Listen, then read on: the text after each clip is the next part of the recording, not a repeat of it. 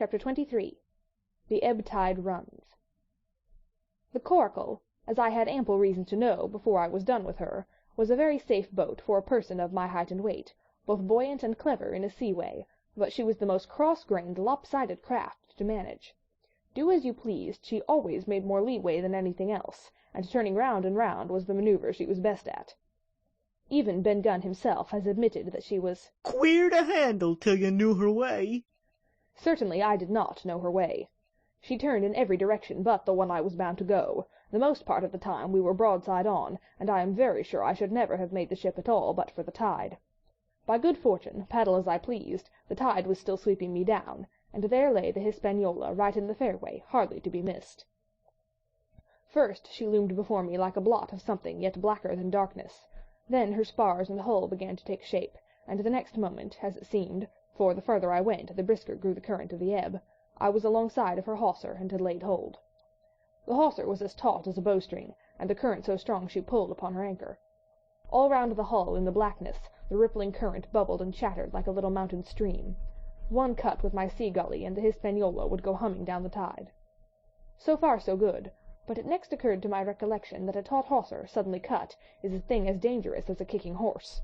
10 to 1, if I were so foolhardy as to cut the Hispaniola from her anchor, I and the Coracle would be knocked clean out of the water.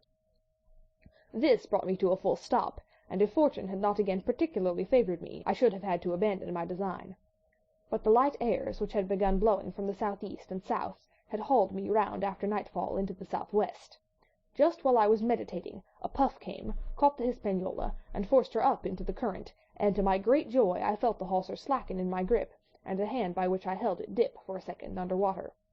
With that I made my mind up, took out my gully, opened it with my teeth, and cut one strand after another, till the vessel swung only on 2. Then I lay quiet, waiting to sever these last when the strain should be once more lightened by a breath of wind. All this time I had heard the sound of loud voices from the cabin, but to say truth my mind had been so entirely taken up with other thoughts that I had scarcely given ear. Now, however, when I had nothing else to do, I began to pay more heed. One I recognized for the coxswain's, Israel Hands, that had been Flint's gunner in former days. The other was, of course, my friend of the red nightcap. Both men were plainly the worse of drink, and they were still drinking, for even while I was listening one of them, with a drunken cry, opened the stern window and threw out something, which I divined to be an empty bottle. But they were not only tipsy, it was plain they were furiously angry. Oaths flew like hailstones, and every now and then there came forth such an explosion as I thought would surely end in blows. But each time the quarrel passed off, and the voices grumbled lower for a while, until the next crisis came, and in its turn passed away without result. On shore I could see the glow of the great campfire burning warmly through the shoreside trees. Someone was singing, a dull, old, droning sailor's song, with a droop and a quaver at the end of every verse, and seemingly no end to it at all but the patience of the singer. I had heard it on the voyage more than once, and remembered these words. But one man of her crew alive, what put to sea with 75? And I thought it was a ditty rather too dolefully appropriate for a company that had met such cruel losses in the morning. But indeed, from what I saw, all these buccaneers were as callous as the sea they sailed on. At last the breeze came, the schooner sidled and drew nearer in the dark. I felt the hawser slacken once more, and with a good tough effort, cut the last fibres through. The breeze had but little action on the Coracle, and I was almost instantly swept against the bows of the Hispaniola. At the same time the schooner began to turn upon her heel, spinning slowly end for end across the current. I wrought like a fiend, for I expected every moment to be swamped, and since I found I could not push the Coracle directly off, I now shoved straight astern. At length I was clear of my dangerous neighbour, and just as I gave the last impulsion, my hands came across a light cord that was trailing overboard across the stern bulwarks. Instantly I grasped it. Why I should have done so, I can hardly say. It was at first mere instinct, but once I had it in my hands and found it fast, curiosity began to get the upper hand, and I determined I should have one look through the cabin window. I pulled in hand over hand on the cord, and when I judged myself near enough, rose at infinite risk to about half my height, and thus commanded the roof and a slice of the interior of the cabin. By this time the schooner and her little consort were gliding pretty swiftly through the water. Indeed, we had already fetched up level with the campfire.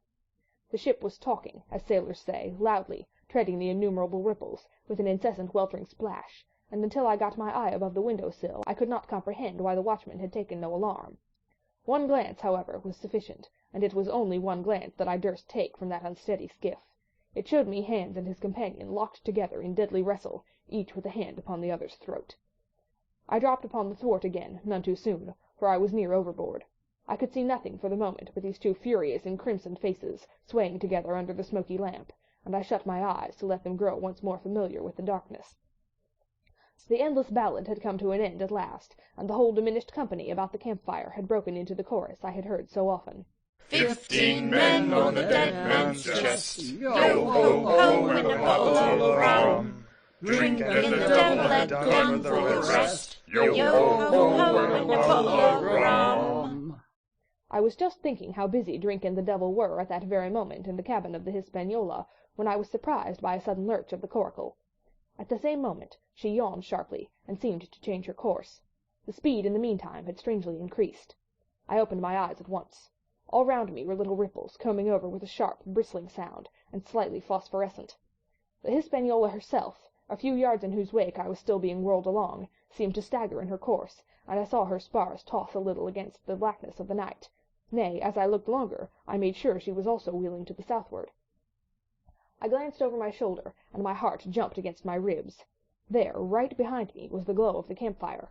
The current had turned at right angles, sweeping round along with it the tall schooner and the little dancing coracle, ever quickening, ever bubbling higher, ever muttering louder, and went spinning through the narrows for the open sea. Suddenly the schooner in front of me gave a violent yaw, turning perhaps through 20 degrees, and almost at the same moment one shout followed another from on board. I could hear feet pounding on the companion ladder, and I knew that the two drunkards had at last been interrupted in their quarrel, and awakened to a sense of their disaster. I lay down flat in the bottom of that wretched skiff, and devoutly recommended my spirit to its Maker. At the end of the straits I made sure we must fall into some bar of raging breakers, or all my troubles would be ended speedily, and though I could perhaps bear to die, I could not bear to look upon my fate as it approached.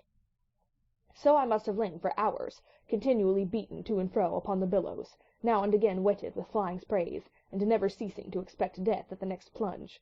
Gradually weariness grew upon me, and numbness, an occasional stupor, fell upon my mind even in the midst of my terrors, until sleep at last supervened, and in my sea-tossed coracle I lay, and dreamed of home and the old Admiral Benbow. End of chapter 23.